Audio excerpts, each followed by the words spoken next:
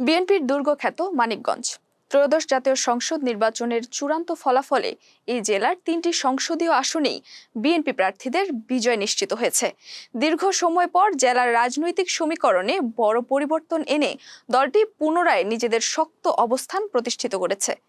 স্থানীয়দের ভাষ্য, একসময় বিএনপির ঘাঁটি হিসেবে পরিচিত মানিকগঞ্জে এই ফলাফলে দলটির হারানো দুর্গ পুনরুদ্ধার হয়েছে। চূড়ান্ত ফলাফল অনুযায়ী মানিকগঞ্জের 3টি আসনেই বিএনপির বিজয়ের মধ্য দিয়ে জেলার রাজনৈতিক বড় পরিবর্তন এসেছে। মানিকগঞ্জ 1, মোট 180টি ভোট কেন্দ্রে বিএনপি মনোনীত প্রার্থী এস.এ. জিন্নাহ কবির ধানের শীষ প্রতীকে পেয়েছেন 1,37,776 ভোট।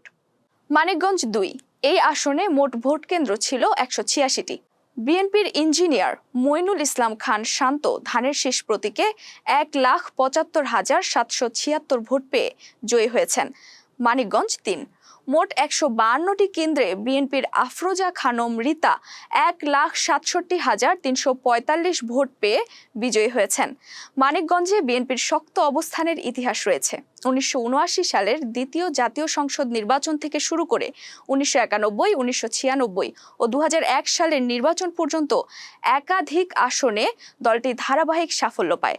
2008 সালের পর আসন পুনর্বিন্যাস এবং পরবর্তী নির্বাচনী সমীকরণে বিএনপি পিছিয়ে পড়ে। দীর্ঘ সময় পর এবারের নির্বাচনে 3টি আসনেই জয় পাওয়ায় জেলার রাজনীতিতে নতুন সমীকরণ তৈরি হয়েছে।